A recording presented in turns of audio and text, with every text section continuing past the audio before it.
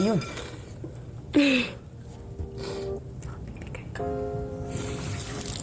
Bigay ko muna. Sige. Teka lang, dyan ka lang. Sige.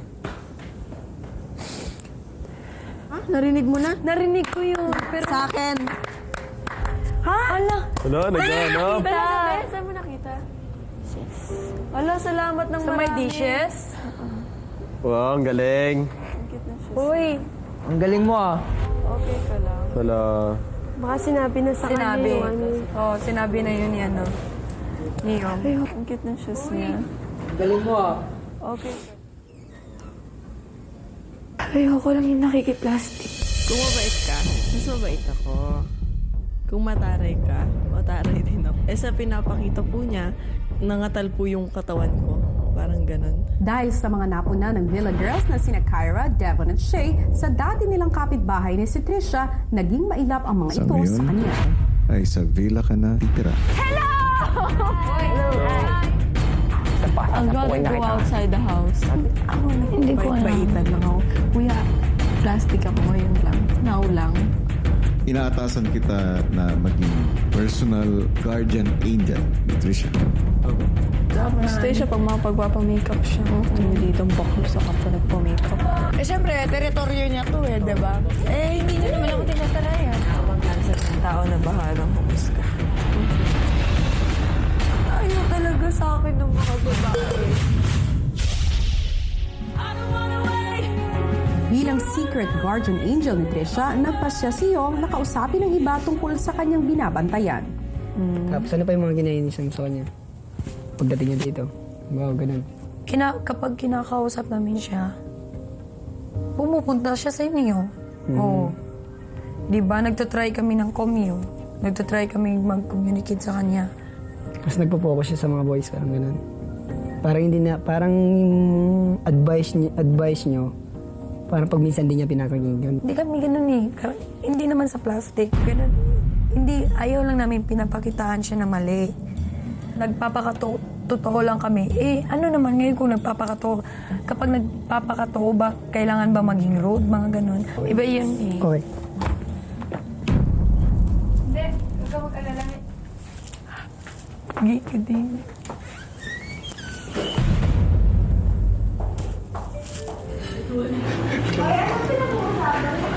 Kanina? Bakit? Pagdating nga ni Kyra, tumigil ako. Bakit? Ewan ko kayo. Ano ba yun? Ano yung narinig ko? Iba kasi yung territory. Ano yun? Secret. Yung totoo, Ate Shio! May secret siya. Ingay. Sobrang, basta buo siya. Sobrang Pag minsan, malapit hindi kayo sa... kinakausap, parang ganun. Hindi naman. Sobrang, wala akong pakialam dun, kahit di niya ako kausapin forever. Sobrang lapit niya sa lahat ng mga lalaki. Feeling niya, close siya. Which is, hindi pa kami dumadating sa ganun, kakikilala pa lang.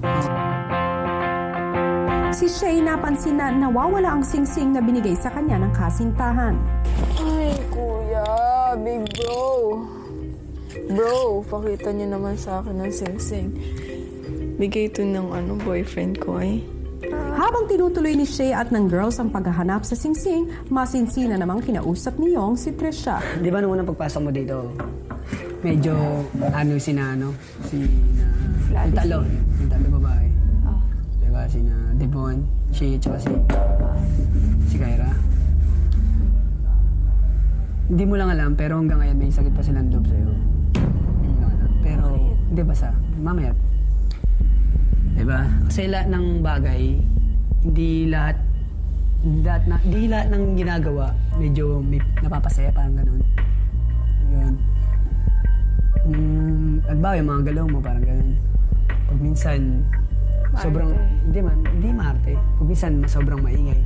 Nung natalo kami sa taas, gumaganyan ka. Akala nila, binabababay mo si Shay. Hindi ko pinababay Parang, si Ate Shay. kasi di ba, may matatanggal sa amin. Tapos parang gumaganyan ka. Parang sinasabi mo dun na nagpapaalam na yung isa sa amin. Hindi naman ako nagtataray. Inaayos ko nga lahat. Hindi naman kasi. Yung akin, katulad nun, yung ginawa ni Ate Shay dun sa Oo, yung... face towel ko, tsaka yung picture ko yung tinapon niya eh. Oo nga, nakita ko nga. Naiyak ako kasi tinapon yung picture ko. Huwag ka na umiyak kasi. Oo, alam ko naman nasaktan ka dun eh. Alam ko nasaktan ka dun. Importante sa akin yun eh. Oo. Ngayon, yung amin naman, Alam ko rin nasaktan ka dun. Siyempre, parang yung ginawa, parang yung nagawa mo lang nung isang araw. bakit kinalat ko ba yung picture ko? Nakaayos naman yun dun ah. Oo. Okay. Tsaka nung, di ba, nag-swimming, ay nung may task tayo dito, yung volleyball. Di ba, nagpasorry si Shay doon sa'yo. Tinanggap. Parang akala niya, parang initsipero mo lang siya ng gano'n. Parang gano'n yung... Niyakap ko siya. Oo, parang gano'n daw yung tingin sa kanya. At saka ako kahit sino tanong mo dun sa kabila. Kung ayoko sa'yo, ayoko talaga sa'yo. Di talaga kita lalapitan. Sakala ko ba naman okay na lahat dito. Ganun. Okay, ako nang bahala din. Yung ang masakit na sa akin is, ako yung naagrabyado eh. Nag-sorry sa tinanggap ko, tapos ngayon ako pa yung may problema. Yung kung ayaw nilang kaibigan kami. Hindi gano'n. Hindi gano'n. Diba? Gusto ko nilang maging kaibigan. Gusto ko nila. Hindi ko na makuha yung point kung bakit kailangan ko papiliin yung sarili kong... Alam mo yun, parang makasalamuha sa mga taong ayaw naman sa akin. Bakit ganun? Sino pa yung babae? Ba't ganun? Ayaw talaga sa akin ng mga babae. Pati sa kabila. Naman. Yung mga lalaki okay naman sa akin ah. Oo. Kaya nga ayusin ko, Bakit diba? naman yung mga babae, lagi na lang may problema ako, puro babae, kaaway ko, ganun. Sa gitna ng seryosong usapan, natagpuan ni Trisha at Yong ang singsing ni Shay. Ayun.